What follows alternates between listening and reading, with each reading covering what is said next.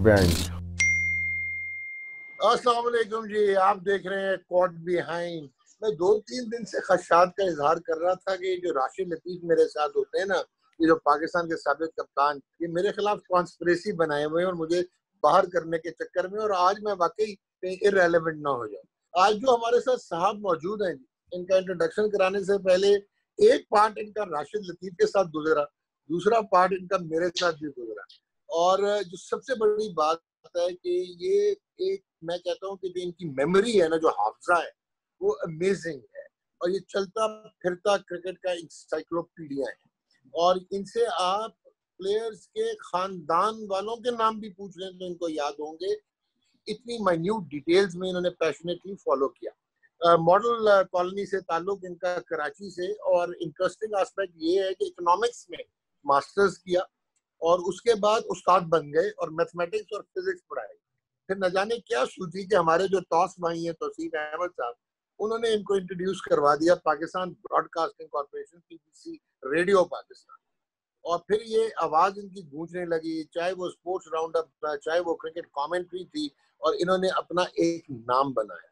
1999 में जी, मुझे याद है, मैं भी मुंसलिक था पाकिस्तान क्रिकेट बोर्ड से, तो ये मीडिया कोऑर्डिनेटर बने कराची के। पीसीबी इन्होंने ज्वाइन किया। वैसे हैरत है कि ये और मैं पीसीबी में काम कर कैसे सकते थे, इतने एंटी एस्टेब्लिशमेंट माइंडसेट के साथ। लेकिन एनीवेज बहुत कामयाब इनका सफर गुजरा, और ये कुतुबीनी भी करते हैं। फिर इन्होंने जी ज्वाइन किया जियो सुपर, और वहां पे to be very honest, Geo Super का जो ब्रांड बना, बोले क्या बात है, वो इन्हीं की वजह से बना। और जब इन्होंने छोड़ा, वो बहुत लोगों ने करने की कोशिश की, लेकिन वो बोले क्या बात, फिर वो उसकी वो बात रही ही नहीं। So he is a brand into his own self. वो कहते हैं ना, law unto his own self. और आप आजकल भी इनके तजिए सुनते हैं, और तगड़े किस्म के ठा ठू ढुस वाले तजिए होते हैं। एन आउटस्टैंडिंग ह्यूमन बीइंग जी, जिन्होंने अपना सफर बिल्कुल बेसिक टीयर से शुरू किया। ये पैराट्रूप नहीं किया इन्होंने पिरामिड के ऊपर, और फिर ये इन्होंने बहुत नाम बनाया, नाम कमाया। बाइस से इज्जत है, बाइस से फख्र है, हमारे साथ हैं जी। और इन्होंने पीटीवी स्पोर्ट्स में भी काम किया और बहुत अच्छा काम किया। मिर्जा इकबाल बेग। इकबाल भाई, अस्सलाम वालेकुम। वालेकुम अस्सलाम डॉक्टर साहब, बहुत बहुत शुक्रिया आपके इस इतने शानदार तारुफ का। नहीं, ये टोटल मैंने तारुफ कहाँ कराया, मैंने तो हकीकत पे मबनी एक बयान जारी किया है। ये तौसीफ भाई जैसे शरीफ आदमी से आपकी दोस्ती कैसे एक हो? मिनट, मैं बताता हूँ ना। ये आपने जो इंट्रो कराया है तौसीफ भाई, तो बहुत बात की बात है। स्पोर्ट राउंडअप अच्छा, छोटे छोटे से होते थे, स्पोर्ट राउंडअप सुना करते थे, तो उस वजह से रशीद कपूर ने बताया, शाहिद हाशमी ने भी बताया, तो ये तो शुरू हो चुके थे। और हमारा स्कूल जो था, Rahman boys secondary school, model colony, Karachi number 27, उसके 2-4 गलियां छोड़ के ही इनका क्वार्टर था। वहां पे ये बस काम करते रहते थे, कभी भी जाना होता था, क्योंकि इनके भाई या रासन अख्तर वगैरह क्रिकेट खेलते थे, उसी गली में रहते थे, तो इनको बस केसीसीए के लिए या दूसरी चीजों के लिए काम करते ही भी देखा है। जी इकबाल भाई, अब आप बताएं। राशिद, आपका भी बहुत शुक्रिया और डॉक्टर साहब का भी बहुत शुक्रिया। तौसीफ अहमद की जो बात की राशिद, वो बिल्कुल डॉक्टर साहब ने सही की। अच्छा, हुआ ये था कि आप भी जानते हैं कि वहां मेरे घर के पास एक ग्राउंड था, मॉडल क्रिकेट क्लब का ग्राउंड। वहां पर मैचेस होते थे, और वहां पर 6 सितंबर 14 अगस्त को एग्जीबिशन मैचेस होते थे। तो मैं लाउड स्पीकर पे कमेंट्री किया करता था। इस जी जी जी दौरान जी। तौसीफ अहमद, जो पाक जिमखाना की टीम की जानिब से खेलते थे, उनके कप्तान थे, वो आते थे। उनके पास उस जमाने में, हालांकि वो टेस्ट खेल चुके थे, होंडा 125 मोटरसाइकिल होती थी। उस मोटरसाइकिल पे आते, उनसे दोस्ती हो गई। तो मैं रहता था, छोटा सा घर था, वो मेरे पास आ जाया करते थे, गप्पे मारते थे, क्रिकेट की बात करते थे। फिर एक दिन उन्होंने मुझे कहा कि इकबाल, तू इतनी अच्छी कमेंट्री करता है, तू रेडियो क्यों नहीं ट्राई करता? मैंने कहा मेरी कोई हाँ, अच्छा। सिफारिश नहीं है। उन्होंने कहा कि रेडियो के, हाँ, उन्होंने कहा एक रेडियो के प्रोड्यूसर हैं मोहम्मद नकी मरहूम, जिनका इंतकाल हो गया, उनसे मेरी जान पहचान है, तो ऐसा करते हैं कि मैं तुझे रेडियो पाकिस्तान लेके चलता हूँ। ये राशिद और डॉक्टर साहब, ये 87 की बात है। 1987 का वर्ल्ड कप होने वाला था। उससे पहले तौसीफ अहमद मुझे लेकर रेडियो पाकिस्तान गए। अब अंदर दाखला बड़ा मुश्किल था, बैठे रहे रिसेप्शन पे, इंतजार करते रहे। नकी साहब ने फिर एक को भेजा, तौसीफ, अच्छा उस वक्त दिलचस्प बात यह कि 87 में तौसीफ ने नई एफएक्स ली हुई थी, जो सुजुकी एफएक्स गाड़ी, और उनको चलानी नहीं आती थी। राशिद का भी अभी मैं जिक्र करूंगा गाड़ी का, उसको चलानी नहीं आती थी, बड़ी मुश्किल से वो लेकर गए। मैंने कहा बस अल्लाह तवक्कल पे हम लोग चले गए रेडियो पाकिस्तान। जब वो नकी साहब के पास गए तो नकी साहब को उन्होंने कहा कि ये बड़ा टैलेंटेड है, ये कमेंट्री करना चाहता है। उन्होंने कहा मियाँ कमेंट्री का तो चांस नहीं है, तुम अगर पढ़े लिखे हो तो इंग्लिश का उर्दू में तर्जुमा करके खबर बना लोगे। तो मैंने तो जिंदगी में कभी खबर बनाई नहीं थी।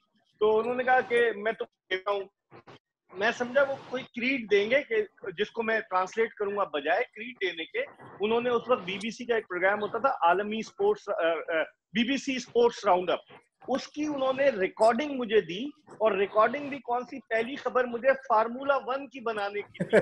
मुझे आया ये कामयाब होता है नहीं, मैंने फार्मूला 1 अच्छा मैं गया तो क्रिकेट के चक्कर में था, लेकिन मत्थे पड़ गई मेरी फार्मूला 1। बहरहाल मैं पढ़ता रहता था, मैंने वो खबर बनाई तो उन्होंने कहा मियाँ बस अब आप शुरू कर दें। इकबाल भाई 80 रुपए की एक बुकिंग होगी। आपने गाड़ी का आ रहा है हाँ, फार्मूला 1 आप रिपोर्ट कर रहे हैं, और गाड़ी आपने आज तक चलाई ही नहीं, ये कमाल है वैसे। यही नहीं, मैंने पता है राशिद, गाड़ी चलाना मेरा बेटा चलाता है, बेगम चलाती, लेकिन मैंने गाड़ी चलाना सीख ली। शुरू में हुआ ये कि मैं मोटरसाइकिल जब चलाता था तो मेरा एक दफा एक्सीडेंट हुआ, तो मुझे अब तक उस आदमी की आवाज याद है कि बचा या मर गया। तो मुझे बड़ा खौफ पैदा हुआ दिल में कि यार ये तो, और मैं नीचे जमीन पे गिरा हुआ था, लोगों ने उठाया। उसके बाद मैंने गाड़ी चलाना सीखना शुरू की। यहाँ एयरपोर्ट पे एक मेरे दोस्त होते थे एसएचओ, उनकी ज्यूरिसडिक्शन में आता था एक मोटर ट्रेनिंग स्कूल। उन्होंने उसको कहा कि इसको जल्द से जल्द तुमने ड्राइवर बना देना है। वो 3-3 घंटे मुझे लेके शाहराह फैसल पे चलता था, और चूंकि दूसरी साइड का गियर उसके पास होता था, वो कंट्रोल करता था। अब मैं बड़ा खुश कि मैंने तो शाहराह फैसल पे चला ली गाड़ी। जब वो उसने कहा कि बस अब आप एक्सपर्ट हो गए, मैंने कहा ठीक है। एक दिन राशिद का और हमारा मोहल्ला वही है कि बोस्ताने रजा, मेरा 208 है, इनका 21 बोस्ताने रजा था। तो एक दिन मैं गाड़ी पे अपनी बेगम और बच्चों को लेकर निकला। मैंने कहा आज मैं ट्राई करता हूँ। मेरे साथ बेगम आगे बैठी थी। रास्ते में मॉडल कॉलोनी कब्रिस्तान के पास एक आदमी आ गया, मैंने ब्रेक लगाने की कोशिश की, गाड़ी ने उसको हिट किया, वो दीवार से टकराकर बेहोश हो गया, और लोग जमा हो गए। लोग समझे वो मर गया, लोग जमा हो गए। उनमें से एक आदमी बड़ा तेज था, क्योंकि उस वक्त मैं टेलीविजन पे आना शुरू हो गया था, तो उसने कहा टीवी पे तो बहुत बातें बनाता है, गाड़ी चलानी नहीं आती तुझे। उसने और जलील किया। अच्छा, इकबाल भाई, अब मैं जी जी बोले बोले बोले। अच्छा, अब मैं बड़ा शर्मिंदा, उसको पानी वानी छिड़का उसके मुंह पे, वो उठा, उसको पैसे दिए, वो चला गया। तो मेरी वाइफ चूंकि ये गाड़ी चलाती थी, इनके घर में थी, तो वो गाड़ी में बैठी, उन्होंने कहा अब मैं अभी चला के ले जा रही हूँ, लेकिन आइंदा से आप नहीं चलाएंगे। फिर उन्होंने हम ड्राइवर हमने रख लिया और ड्राइवर चलाने लगा। शुक्र करें कि ड्राइवर रख लिया, वरना आपके साथ बड़ी पैड़ी होनी थी। अच्छा एक बात भाई, आपकी जिंदगी है ना, ये एक बड़ी मोटिवेशन है यंगस्टर्स के लिए, जो समझते हैं कि शुरू से ही उनको एट द टॉप होना चाहिए। तो जरा अपनी रुदात सुनाए ना जरा आज, खुली डुली। फिर मैं जरा पूछूंगा एंटायर एस्टेब्लिशमेंट एटीट्यूड कहां से आया, अपनी जर्नी, अपनी स्ट्रगलिंग जो जर्नी है, अपना जो जर्नी स्ट्रगल, बोले क्या बात है। राशिद, मैं मॉडल कॉलोनी में रहता था, वो रहीम खान विलेज कहलाता है, RKV के नाम से मशहूर है, रहीम खान पिच्ची का इलाका, पिच्ची का इलाका। वो पिच्ची जो थे गुलाम रसूल जोखियो, आपको भी याद होगा। तो वहां मैं रहता था, और RKV 237 वो मेरे घर का नंबर था, स्टिल रिमेम्बर दैट। तो वहां पर मैं, एक क्वार्टर था, एक ही एंट्री और एग्जिट का एक ही रास्ता था, और एक कमरा था, और शहर में हमने एक छोटा सा एक बैठक टाइप की बना ली थी। तो मुझे क्रिकेट का बड़ा शौक था। मेरे घर के पास एक मैदान था जिसका, जो कायदे आजम मेमोरियल क्रिकेट क्लब, राशिद को भी याद होगा, उस ग्राउंड पर कायदे आजम मेमोरियल की टीम खेलती थी, और बड़ी टॉप की टीम होती थी, और बड़े बड़े प्लेयर्स वहां, कराची के सफे अव्वल के प्लेयर्स वहां खेलने आते थे। और सईद आजाद, जिनके बड़े भाई अनीस आजाद मरहूम, वो कप्तान होते थे, और फिल्म स्टार आजाद, जिनका नाम मोहम्मद हनीफ आजाद था, जो कायदे आजम मोहम्मद अली जिन्ना के ड्राइवर भी कुछ अरसे के लिए रहे, वो वहां आते थे, और मैं मैच देखने के लिए चला जाता था वहां। अब वहां जाके मैं देखता था, वहां तहसीन जावेद और पता नहीं जितने टॉप के जो क्रिकेटर्स थे वो आते थे, खेलते थे, मैं देखता था, सीमेंट विकेट थी, तो वहां मैंने बैठ के देखना शुरू कर दिया मैच। लेकिन फिर ये था कि मेरे वालिद बड़े सख्त थे, राशिद जानते हैं, जिस तरह मोहम्मद इनके वालिद जो थे लतीफ कुरैशी मरूम, वो भी बड़े सख्त थे। तो मेरे वालिद जो मिर्जा अब्दुल रऊफ बेग जो थे वो बड़े सख्त थे, वो इस बात के हक में नहीं थे। मैं सुबह निकल जाता था और वापस नहीं आता था, क्योंकि अगर मैं वापस आता तो जा नहीं सकता था। तो मैं सुबह से भूखा प्यासा कायद आजम मेमोरियल क्रिकेट क्लब के ग्राउंड के पास एक छोटी सी वो बना हुआ था वरांडा सा, और वो हमीदुल्लाह अंसारी, जो राशिद को याद होगा, एक फास्ट बॉलर होता था, शाहिद अंसारी, उसके वालिद थे, जो टीचर भी थे। तो वो वहां उनके हर वरांडा सा बना हुआ था, मैं वहां बैठा रहता था, लंच में भी घर नहीं आता था, भूखा प्यासा। फिर एक दिन किसी ने कहा, यार तुम यहाँ मैच देखने आते, स्कोरिंग शुरू कर दो। मैंने कहा अच्छा। तो मैंने जो है स्कोर बुक लेके, वक्त गुजर जाएगा, स्कोरिंग शुरू कर दी। और जब मैं 5 बजे आता था तो मेरी वालदा मरूमा को पता होता था, चुपके से दरवाजा खोल देती थी, मैं किचन में घुस जाता था, वो मेरे वालिद को बताती थी ये तो यही था। तो बस वहीं से वो शौक शुरू हुआ क्रिकेट का, कि मेरा स्टार्ट। और वहां बड़े बड़े एक फास्ट बॉलर थे, ताहिर अली, उनके कायद आजम मेमोरियल के, अनीस आजाद मरहूम उनके कप्तान, सईद आजाद तो बहुत छोटा सा होता था, फिर एक आदिल साहब होते थे, एक शब्बीर लेग स्पिनर होता था, मुझे अब तक याद है, एक विकेट कीपर होता था नजीर, और वो मस्कत चला गया, वो वेस्ट इंडियन टाइप का था, तो उसके बाल भी घूंगर वाले थे, उसे नजीर कालिया कहते थे। तो वहां की टीम जो थी, one of the best team of that area. और उधर जो था वो राइजिंग स्टार और मलिर जिमखाना होती थी।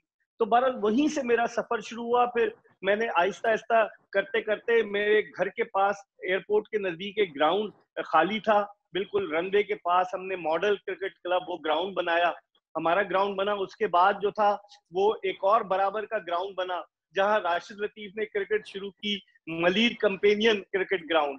और राशिद डॉक्टर साहब हमारे मैच देखने आते थे, किसी ने, मैं पुरानी इनकी तस्वीर शेयर करूंगा, ये छोटे से होते थे, शलवार कमीज पहन कर आते थे, और इन्हें खेलने का बहुत शौक था। तो हम क्या करते थे, एक दिन मैंने देखा कि यार ये बच्चा आया हुआ है, लड़का कम पड़ गया, हम नहीं करोगे? इन्होंने कहा नेकी और पूछ पूछ, इन्होंने कहा करूंगा। अब किट नहीं थी इनके पास।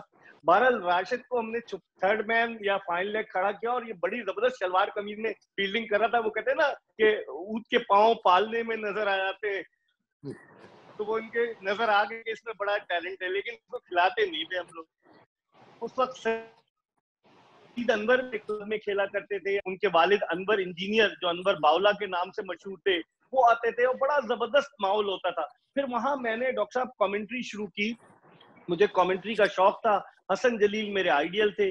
तो वहां जब 6 अगस्त और 6 सितंबर 14 अगस्त को मैचेस होते थे, तो मैं लाउड स्पीकर पे कमेंट्री करता था, सब सुनते थे, बड़े खुश होते थे कि यार बड़ी जबरदस्त कमेंट्री कर रहे हैं। उस जमाने में इंजमामुल हक की भी एक क्रिकेट टीम कराची आई थी, जिसका नाम था साबरिया क्रिकेट क्लब, मुल्तान से आई थी, बहाउद्दीन जकरिया एक्सप्रेस से। उस टीम को हम लेने गए, थर्ड क्लास, जो इकोनॉमी क्लास में बैठे सारे प्लेयर नीचे लेटे हुए थे, उनमें इंजमामुल हक भी शामिल थे। उनकी टीम को हम लेकर आए, उन्होंने हमारे खिलाफ मैच खेला, उनको लंच में हमने डेली मुस्लिम काली होटल की निहारी और नान खिलाए। क्या बात है। इकबाल भाई, वो इंजमाम की बॉलिंग देखी थी, क्योंकि वो दूसरे एंड से, कब्रिस्तान वाले एंड से बॉलिंग कर रहा था, और ठीक ठाक बट्टे। मैंने कहा इतना तेज बॉलर कौन है? खैर बाद में पता चला, बात हुई जब हम यूपीएल में आ गए। मैंने कहा यार तुम्हारी मामू की टीम आई थी यहाँ पे, इकबाल भाई ने बुलवाई थी, मॉडल पे मैच खेल रहे थे। बोले मैं ही तो था वो बट्टा फास्ट बॉलर। वो वक्त भी था ना, क्योंकि उनके बड़े भाई इंतजारुल हक, वो भी तो क्रिकेट खेलते थे मुल्तान में। और फिर मेरा क्लब जब चलने लगा, तो राशिद लतीफ वगैरह सब हमारे साथ, हम लोग ट्रेन में इकोनॉमी क्लास में मुल्तान में एक ऑल पाकिस्तान टूर्नामेंट होता था, जो आशिक कुरैशी मरूम कराते थे, हम वो टूर्नामेंट खेलने के लिए गए। सईद अनवर भी हमारे साथ उसी, और वो कलीम जिया स्पॉन्सर होता था, एक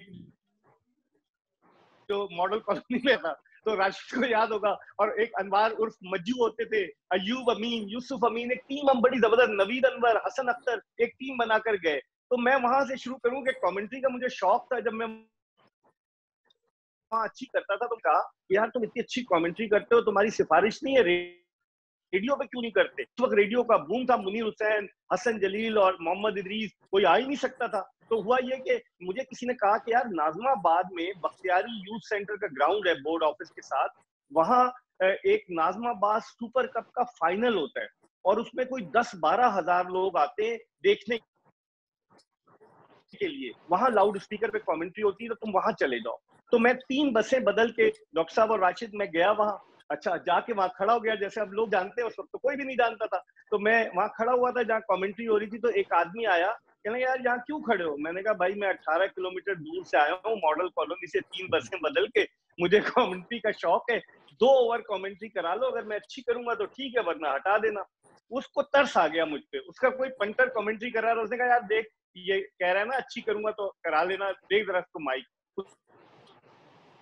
उसने मुझे माइक दिया, मैंने बहुत अच्छी की, 2 ओवर किया, और दिलचस्प बात यह कि वो फाइनल नॉर्दर्न जिमखाना और मलीर जिमखाना का, और नॉर्दर्न राशिद के दोस्त शौकत अली भी खेल रहे थे, उसमें फड्डा हो गया था, और वो शौकत अली पैड पहने हुए जो थे वो रिक्शे में भाग अभी गए समी अपने बर्नी घर। से भी हमारी तो बात हुई फाइनल थी, में मैच की नॉर्दर्न बात हुई जिमखाना थी। की, हाँ वही, हाँ, और उस फाइनल में समीउल हसन भी खेल रहे थे, जो समी बर्नी थे उस वक्त, अब तो समीउल हसन हो गए नॉर्दर्न जिमखाना की जानिब से। और जिस तरह उनकी दोस्ती है नदीम खान से, नेशनल क्रिकेट एकेडमी में शायद आ गए नदीम खान, एक ही क्लब में खेला करते थे एक ही क्लब में खेलते थे समी और नदीम खान। इकबाल भाई भी कोई भी मौका हाथ से जाने नहीं देते, अपनी स्टोरी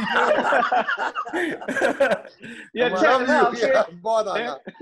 तो उस वक्त वो खेल रहे थे, तो मैंने वहां कमेंट्री की, तो बहुत अच्छी कर रहा था। मैंने उस आदमी की तरफ देखा जिसने मुझे माइक दिया था, उसने कहा करते रहो। जब 7 ओवर हो गए तो उससे ऊपर जो टूर्नामेंट डायरेक्टर था वो आया, कहने लगा ओए किसको बिठा दिया है? उसने कहा सर ये तो बहुत अच्छी कर रहा है। वो अपने पंटर को लेकर आया, उसने मुझसे माइक छीना और उस लड़के को माइक दे दिया, और मुझे बोला भाग जाओ, नजर नहीं आना यहाँ, और मुझे भगा दिया। अब मैं दिल बर्दाश्ता होके मैं देखता रहा फाइनल, फिर मैं 3 बसें बदल के वापस आ गया। मैंने अपनी मेहनत जारी रखी। आप देखें दुनिया गोल है, और मेहनत का सिला मेरी नजर में अल्लाह ताला जरूर देता है। उसके 3 साल 87 की बात थी, 1990 में मुझे पाकिस्तान टेलीविजन पर अंडर 19 का फाइनल था, तो कमेंट्री मिल गई, और सिकंदर बक, हारून रशीद मेरे साथ थे। मैं सुबह सुबह बड़ा एक्साइटेड था, कमेंट्री बॉक्स पहुंच गया, देखा तो एक आदमी अपना रेज्यूमे लेकर कमेंट्री बॉक्स में दाखिल हुआ और कहने लगा यार तुम्हारा भाई अंपायरिंग कर रहा है, सिकंदर और हारून तो नहीं कहेंगे, तुम नए हो, जरा अच्छा में अपने भाई का जिक्र कर देना। मैंने जब उस आदमी की तरफ देखा तो मुझे वही आदमी था जिसने मुझसे माइक छीना था, जिसने कहा था भाग जाओ। अब आप खुदा की कुदरत देखें कि वो आदमी मुझे अपना रेज्यूमे दे रहा है और कह रहा है यार मेरे भाई का अपना अखबार में करना। मैंने उसको नहीं बताया कि मैं वही लड़का हूँ, वो भूल गया होगा। मैंने उसको नहीं बताया कि मैं वही लड़का हूँ जिससे तुमने माइक छीना। फिर मैंने उसका जिक्र किया बड़े अच्छे अल्फाज में। वो अंपायर था, इंटरनेशनल अंपायर, अल्लाह उनकी मगफिरत करे, मैंने कभी नाम नहीं बताया। लेकिन फिर उसके बाद मैं अपनी मेहनत से डॉक्टर साहब और राशिद ऐसे मकाम पर पहुंचा कि वही साहब अपने हाथ बांध कर खड़े होते थे कि इकबाल भाई कोई खिदमत मुझे बताएं, इतना ख्याल करते थे। बस वक्त वक्त की बात है। इकबाल भाई मैं थोड़ा देखिए ये आपने तजस्सुस में डाल दिया, लेकिन नाम क्या था उसका? ये जो अंपायर थे, ये फर्स्ट क्लास क्रिकेटर भी थे। जी जी, साबिक फर्स्ट क्लास क्रिकेटर थे जी। और डॉक्टर साहब को याद होगा सैलून भी गए थे, जो उस वक्त श्रीलंका होता था, वो सैलून अच्छे राशिद भैया पहुंच गए हम उधर। पहुंच गए। अच्छा इकबाल भाई, मुझे आप ये बताएं जी कि आपने एक ट्रेंड शुरू किया, और बोले क्या बात है, वो सिर्फ इकबाल बेगी था, टू बी वेरी ऑनेस्ट। और मैंने जितनी आपकी मैस पॉपुलैरिटी देखी, मैसेज में जो आप पॉपुलर रहे, जो आपके नंबर क्रंचिंग, आपको जो हाफजा है, जो याद है, आपको रिकॉर्ड्स है, पर मुझे ये बताएं कि आप कभी डरे नहीं। ये क्या वजह थी कि एक आदमी जो सेल्फ मेड हो ना, उसमें कई परेशानियां और पेशमानियां होती हैं, और वो कहता है कि अच्छा यार मसलियत इसी में है कि बना के रखो, आप ठा ठा ठू करके ढज कर देते थे। तो ये कहां से आई, ये करेज कहां से आई, जिसको मॉरल करेज कहते हैं? ये मलीर से आई है डॉग।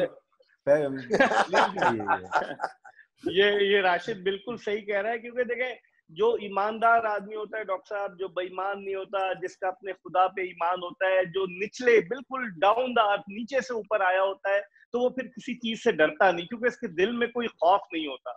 मैं जब वहां प्रोग्राम करता था तो आप यकीन करें कि एक दिन मैं प्रोग्राम में फैसल सौले हयात आ गए, पाकिस्तान फुटबॉल फेडरेशन के प्रेसिडेंट, और वो प्रोग्राम में बैठे हुए थे। मैंने उनको जो उड़ाना शुरू किया कि आपके तो शाहजीवना टेक्सटाइल मिल्स के मुलाजिम जो हैं वो तनख्वाह ले रहे हैं पाकिस्तान फुटबॉल फेडरेशन से, काम आप क्या कर रहे हैं?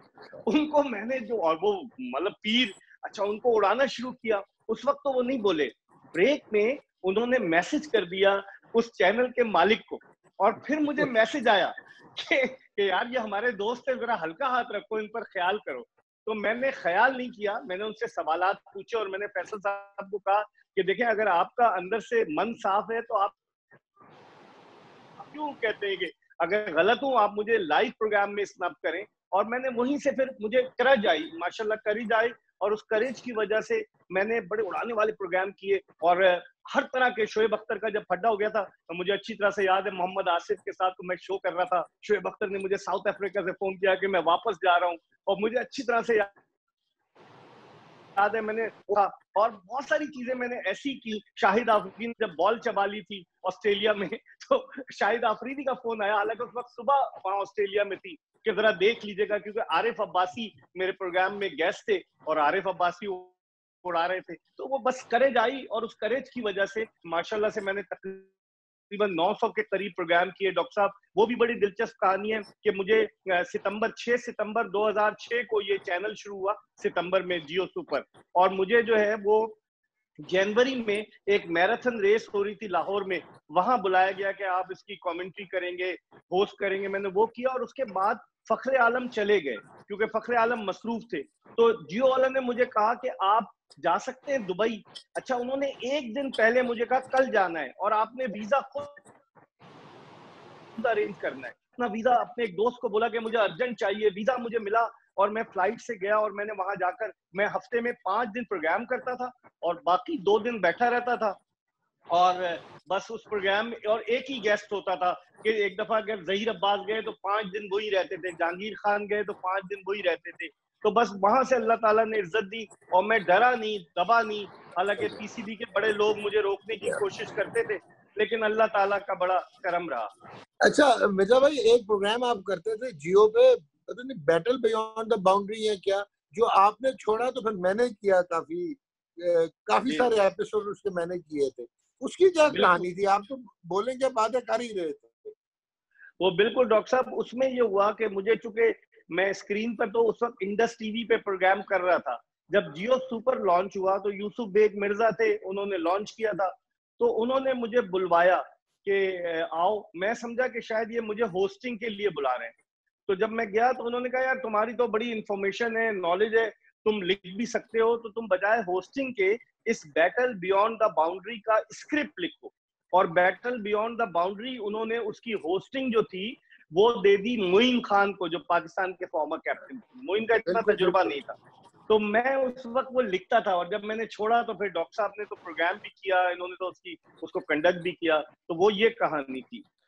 इकबाल भाई, अब आएंगे हमें भी बारी लेना, हमारे मोहल्ले का हमारे पारे का बारी।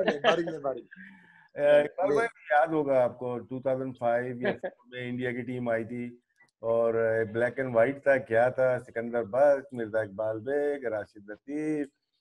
वो शायद पहला जो लाइव प्रोग्राम था, जो 3-4 बंदे जो बैठते थे, वो शायद इंडस्ट्री में गजनफर साहब ने स्टार्ट किया था। वो एक मैच हुआ था लाहौर में, और उसके बाद क्या हुआ था बिहाइंड द सीन, वो अगर शेयर करें बहुत मजा। वो प्रोग्राम जो था, मैं अभी राशिद पे भी आऊंगा डॉक्टर साहब, बताऊंगा कि ये मैं और डॉन के एक रिपोर्टर थे, खालिद अज खान, ये वहाँ यूबीएल में होते थे ना, इनके पास गाड़ी थी ना हमारे पास, हम तीनों एक साथ बस का डंडा पकड़ के सफर कर रहे थे। ये 91 के एंड की बात है, और राशिद उस वक्त बड़ा जबरदस्त था। तो खालिद खान और मैं दोनों कहने लगे कि तुम्हारी बारी जरूर आएगी। और हालांकि मोइन खान उस वक्त डेब्यू कर गया था। तो उसके कुछ दिनों के बाद 1992 में, मुझे अच्छी तरह से याद है, कराची में सिटी ओलंपिक्स हो रहे थे यूबीएल स्पोर्ट्स कॉम्प्लेक्स पे, और राशिद वहां खेल रहे थे। तो मेरे पास टीम आ गई इंग्लैंड के दौरे के लिए 1992 के, जब राशिद लतीफ पहली मर्तबा सेलेक्ट हुआ।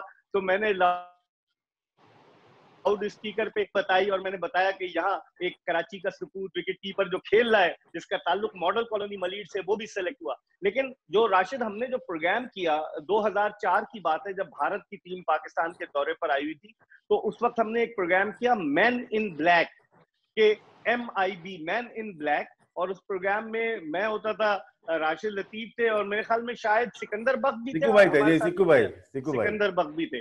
तो हम तीनों थे, और उसका हमने प्रोमो जो है वो नेशनल स्टेडियम के बाद जो नेशनल क्रिकेट एकेडमी थी, वहां हमने शूट किया। और राशिद लतीफ जो थे वो डॉक्टर का गाउन पहने हुए थे और ऑपरेशन कर रहे थे। हमने दिखाया कि पिच के ऊपर बैठ के काफी ऑपरेशन करते हैं, हाँ, काफी बहुत शौक है चिराई का। और वो ऑपरेशन करते करते इन्होंने एक मैच हुआ और उसमें ऑपरेशन इन्होंने ब्लंटली कह दिया कि ये मैच तो फिक्स था और इसमें फला फला बैट्समैन जो थे वो इन्वॉल्व थे, और वो ऐसा ऑपरेशन था कि उस जो है मदावा नामुमकिन था। उस गजनफर अली साहब पे प्रेशर आ गया कि अब हम पे प्रेशर आ गया, वो कहने लगे यार ये क्या कर रहे हैं आप, पाकिस्तान की बदनामी। उस वक्त रमीज राजा सीईओ होते थे Pakistan yes cricket yes board के यस और यस जनरल यस यस जो और आजकल रमीज आजकल राजा, बड़ा ज्ञान दे रहे हैं कि लाइव बैन होना चाहिए, वही ना। जी जी वही। अब उनके हाँ क्या मैं बताऊं, अभी तो हम अपनी इधर उधर की बातें कर रहे हैं ना, वरना तो वो नहीं बता सकता। तो वो उस वक्त राशिद ने अच्छा और हमने प्रोग्राम किया और मैन इन ब्लैक हमने किया, और वो माशाल्लाह से वो लाइव होता था। और उस वक्त इंडस टेलीविजन जियो से भी पहले आया था, पाकिस्तान का पहला जो टेलीविजन नेटवर्क था प्राइवेट वो इंडस टेलीविजन था। तो हमने वो प्रोग्राम किया और बड़ा मकबूल हुआ प्रोग्राम, और राशिद ने जो देखे ना सनसनी फैला दी उस प्रोग्राम के बाद, तो एक थलथली मच गई कि भाई ये ऐसा कौन आ गए दबंग। और वाकई में हमने मैंने काले कपड़ों में रह के ऑपरेशन कर दिया था। नहीं तो क्या उसके बाद वो प्रोग्राम जारी रहा या बंद हो गया? देखें उस वक्त गजनफर अली जो थे ना डॉक्टर साहब, वो प्रेशर लेने वाले आदमी थे, और उन्होंने भी, मैं वहां इंडस स्पोर्ट्स करता था, तो वो जो थे वो चाहते थे कि कंट्रोवर्सी आए, मजा आए, और वो उन्होंने बंद नहीं किया। उन्होंने कहा थोड़ा सा हल्का हाथ रखना, प्रोग्राम हमने किया, लेकिन फिर उन्होंने कहा यार अगली दफा राशिद लतीफ को अगर रख लिया तो चैनल बंद हो जाएगा, प्रोग्राम तो बंद नहीं होगा। तो अच्छा फिर साहब, अगला डॉग डॉग डॉग मैं बताऊं क्या, हाँ जैसे जी जैसे प्रोग्राम चल रहा है तो मेरी आदत है कि मैं मॉनिटर को, स्क्रीन को जरूर देख रहा होता हूँ ना। अब ये बात अभी की नहीं है कि मैंने मैच के बाद बोल दिया, मैंने मैच से पहले सुबह मैं और सिक्कू भाई ने सेटिंग में बोल दिया था कि अगर आज मैच हारे ना, देखिए टिप पे बात होती है ना, टिप आ गई थी हमें कि मैच हारेंगे, तो सिक्कू भाई से मेरी बात हो गई, इकबाल भाई को शायद इन्वॉल्व नहीं करते थे ना, तो वो मैच हार गए। उसके बाद हमने फायरिंग कर दी, फायरिंग भी ऐसी की कि यार, लेकिन ब्रेक पे सिक्कू भाई यार ये लोग गए ही नहीं उस पे, इनकी मिस्टेक है, ब्रेक पे क्यों नहीं गए। उसपे मैं मॉनिटर पे या स्क्रीन पे देख रहा हूँ, लिखा हुआ आ रहा है कि ये जो प्रोग्राम चल रहा है इसमें जितने भी गेस्ट आए हैं, इनसे जो ये कंटेंट है, इनसे हमारा टीवी का कोई ताल्लुक नहीं है। अरे मैंने कहा लो भाई, फिर मजे की बात है, ब्रेक पे गई नहीं, 15 मिनट मुझे और मिल गए। 15 मिनट क्या डॉग पाकिस्तान क्रिकेट बोर्ड के लिए या इस मैच के लिए 3 मिनट में फारिग कर देते हैं, हमें पता ही है आपको। 3 से 4 मिनट और लगाए होंगे, फिर उसके बाद खुदा हाफिज हो गया कि चलते हैं अब अगले मैच की तरफ चलते हैं। फिर उसके बाद प्रेस कॉन्फ्रेंस हुई, वहां पे राहुल द्रविड़ हो गए, ये वो हो गया। वो मैच निकाल के जरूर देखिएगा, मैं ये नहीं बोल रहा था फिक्स था, डाउट था मुझे, बस दैट्स ऑल। आपके डाउट हमें पता है क्या होते हैं। अच्छा मिर्जा भाई, now what made you anti establishment?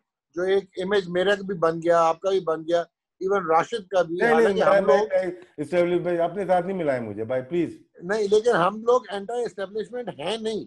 हम तो यही है ना कि जो नजर आता है वो बोल देते हैं और खुशियां बर्दारी नहीं करते। तो आप क्या कैसे देखते हैं इसमें, आपकी क्या लाइफ रही और क्या कंट्रोवर्सीज रही? अच्छा, फिर आपने मैच फिक्सिंग के टाइम पे भी बड़ा काम किया, आपने रेबेलियन के टाइम पे भी बड़ा काम किया, तो जरा उस तरफ आए ना जरा थोड़ा।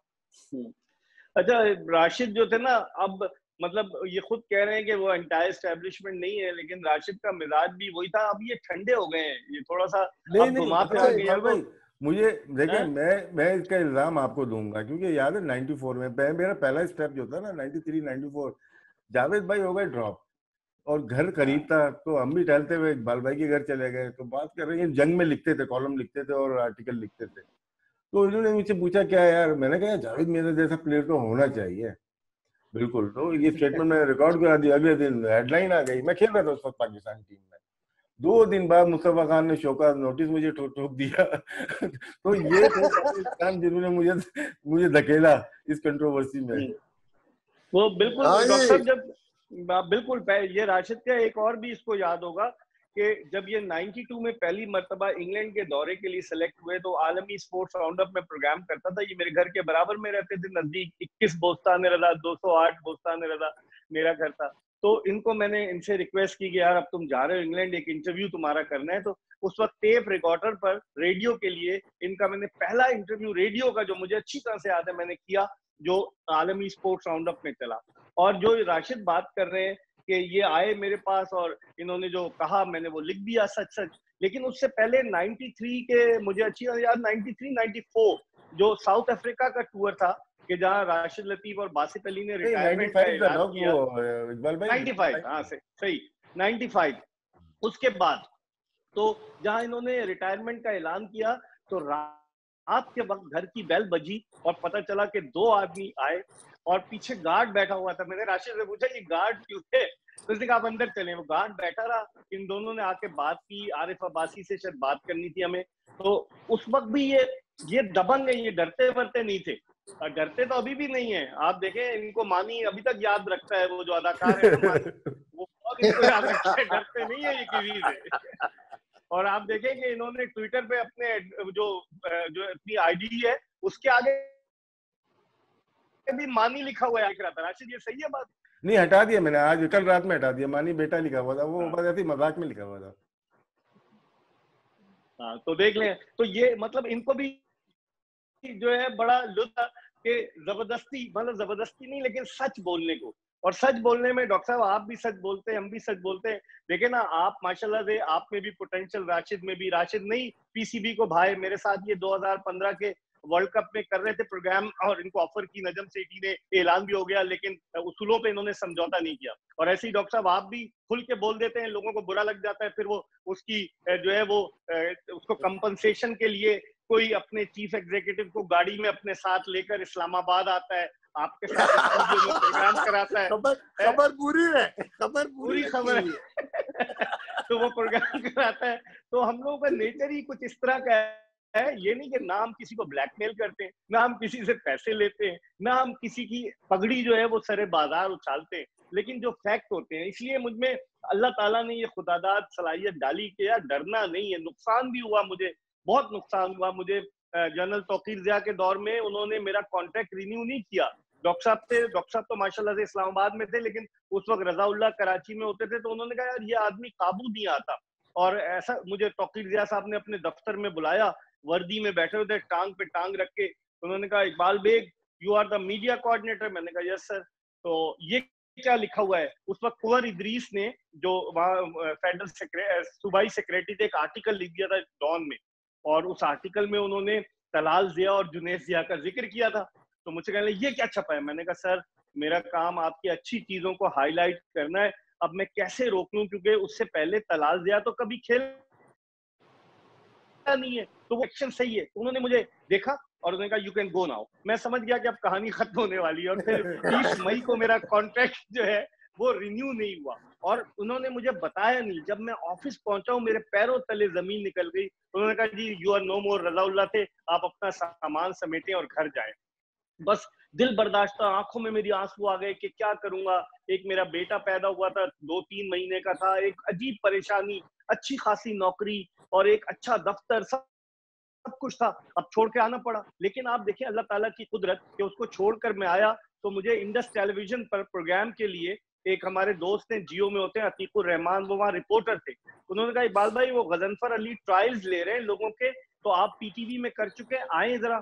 तो मैं चला गया वहाँ। तो उन्होंने कहा गजनफर अली किसको लाओगे? मैंने कहा आप बताएं। उन्होंने कहा किसी बड़े प्लेयर को लाओ। अगले दिन मैं इंजमामुल हक को लेके चला गया और मैंने इंटरव्यू किया, प्रोग्राम बड़ा जबरदस्त हुआ, तो मुझे वहां नौकरी मिल गई। कुदरत देखें कि उसी प्रोग्राम में कुछ दिनों के बाद जनरल रिटायर्ड तौकीर ज़िया आए, वो मेरे सामने बैठे और वो ये समझ रहे थे कि शायद ये अपनी कोई पर्सनल गरज निकालेगा, मैंने इसका कॉन्ट्रैक्ट रिन्यू नहीं किया। तो मुझसे कहने लगे कि इकबाल क्या क्या पूछोगे? मैंने कहा सर वो सवालात पूछूंगा लेकिन आपको एम्बैरस नहीं करूंगा और आप पोजीशन में नहीं डालूंगा। उन्होंने कहा ठीक है। अब प्रोग्राम शुरू हुआ, मैंने उनसे पहला सवाल ही कर लिया। मैंने कहा सर ये बताइए कि रिजाइन किया है या आपसे रिजाइन लिया गया है? और लोग कहते हैं कि इस रिजाइन के पीछे कुछ वजूहात हैं कि शायद जो उस वक्त के पेट्रन इन चीफ थे वो इस बात से थे कि आप अपने बेटे को लेकर आए।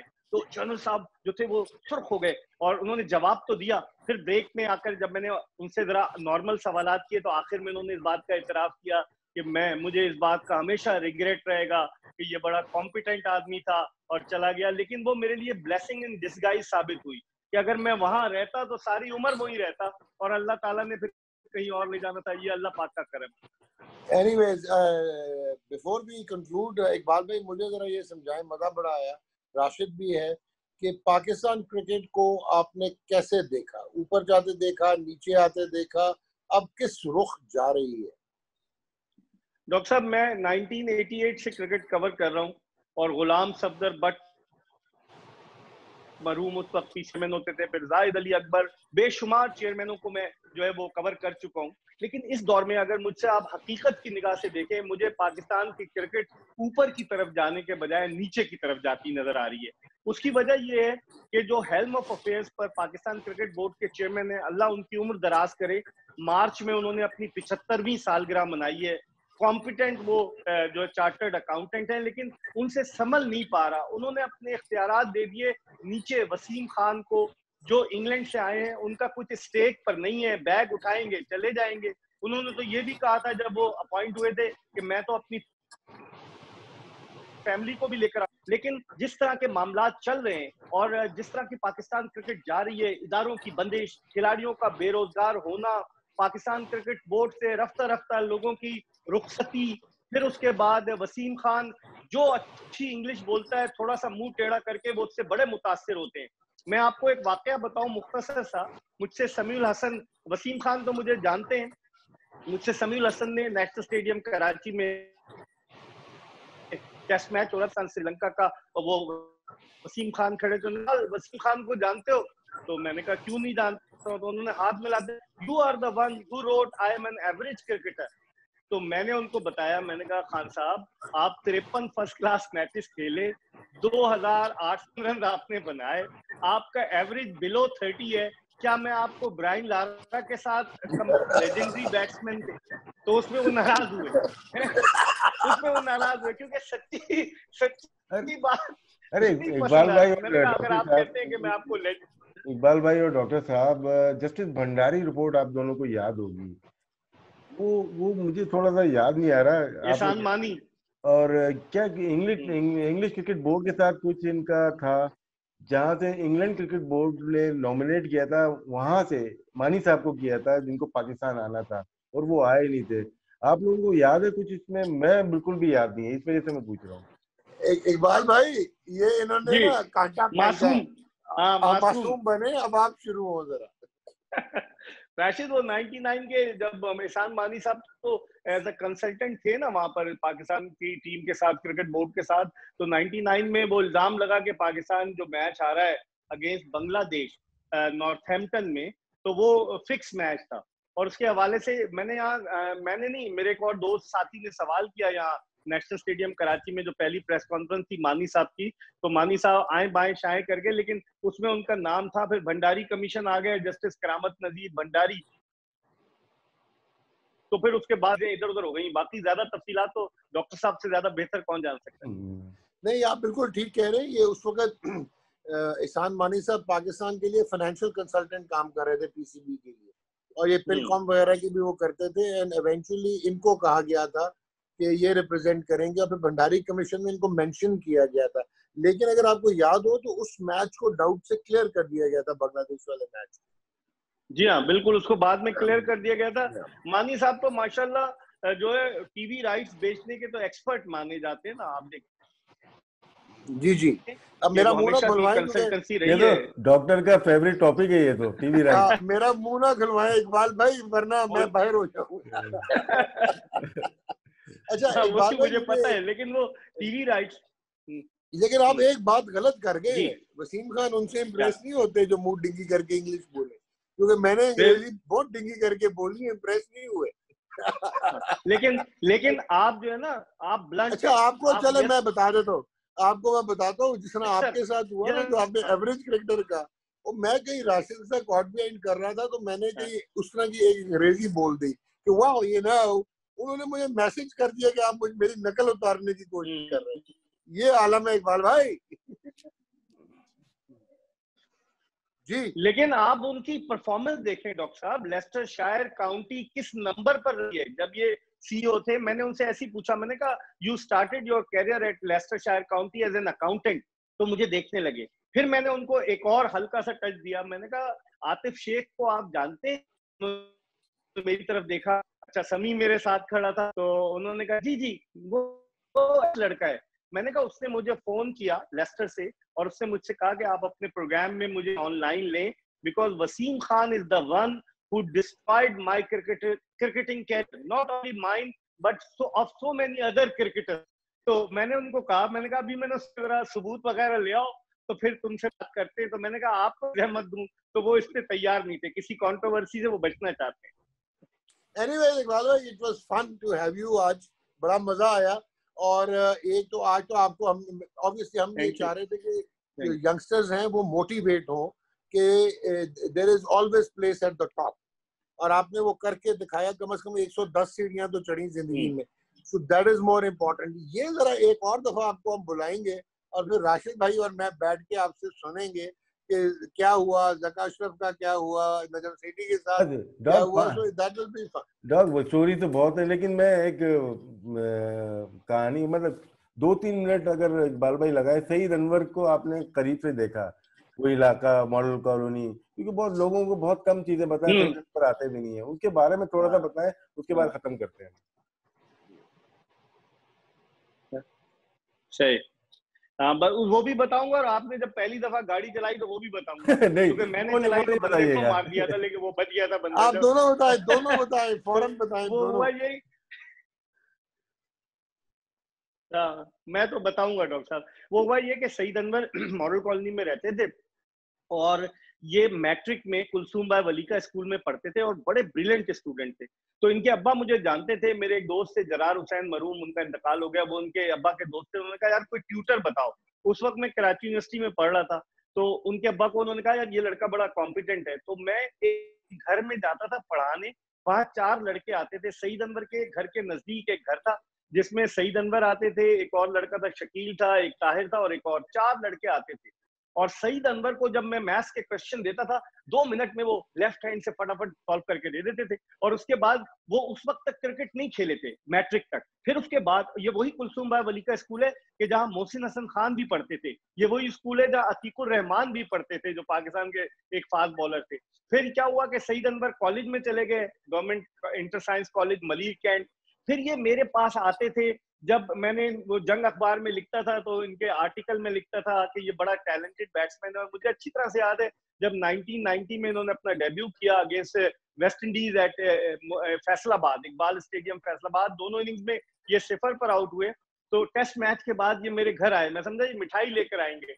उससे पहले ये मिठाई लेकर मेरे पास आए 1988 में, जब ऑस्ट्रेलिया की एलन बॉर्डर की टीम आई थी। एक साइड मैच हुआ था जिसमें सईद अनवर ने सेंचुरी की थी डॉक्टर साहब, तो वो उस वक्त मिठाई लेकर आए थे। लेकिन जब डेब्यू किया इन्होंने तो ये मेरे पास आए और कहने लगे इकबाल भाई मैंने तो रिकॉर्ड बना दिया, दोनों इनिंग्स में मैं 0 पे आउट हो गया, अब आपके स्टूडेंट का कैरियर खत्म हो गया। मैंने कहा तुम हिम्मत नहीं आ रहा, लेकिन इसने हिम्मत नहीं आ रही। इनका घर था मॉडल कॉलोनी में, वहां एक छोटा सा गैरेज था, उस गैरेज में मोजे में गेंद लगा के वो हर वक्त प्रैक्टिस में मसरूफ होते थे सईद अनवर। जैसे राशिद लतीफ का घर 21 बोस्तान रजा में था, उसके बराबर में खाली प्लॉट था, उस प्लॉट पे राशिद लतीफ ने टर्फ विकेट बनाई हुई थी और उस टर्फ विकेट पर सईद अनवर भी प्रैक्टिस करते थे, राशिद खुद भी करते थे, सईद आजाद भी करते थे।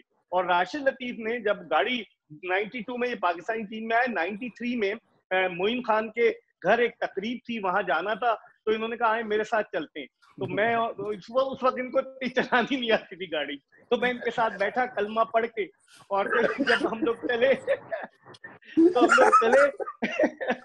तो सीओडी के पास इन्होंने गाड़ी फुटपाथ पे चढ़ा दी। मैंने कहा राशिद मेरी तो खैर है यार, तुम्हें तो पाकिस्तान के लिए तुम खेल रहे हो, खुदा ना खास्ता जख्मी हो जाओ। तो ये शुरू से ही खतरों के खिलाड़ी रहे हैं। इन्होंने फिर गाड़ी चलाई, हम लोग हैदरी गए और वहां पर हमने तकरीब में शिरकत की। लेकिन इनके साथ जो वक्त गुजारा है, इनके भाई खालिद लतीफ और फिर एक और भाई इनके तारिक लतीफ, फिर इनके वालिद लतीफ कुरैशी मेरे वालिद के बड़े अच्छे दोस्त थे, फिर इनकी सिस्टर नाइला लतीफ, मतलब एक अजीब, मतलब इनके साथ जो हमारा बचपन गुजरा है।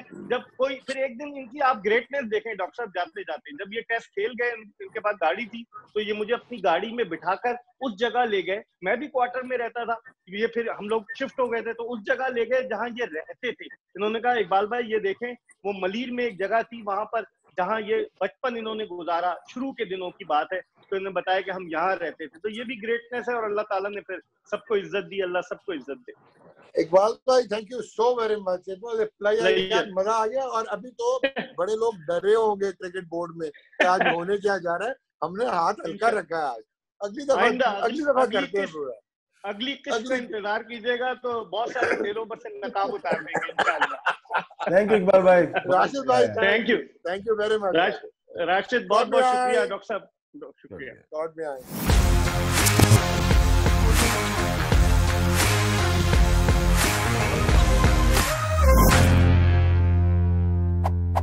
Got behind.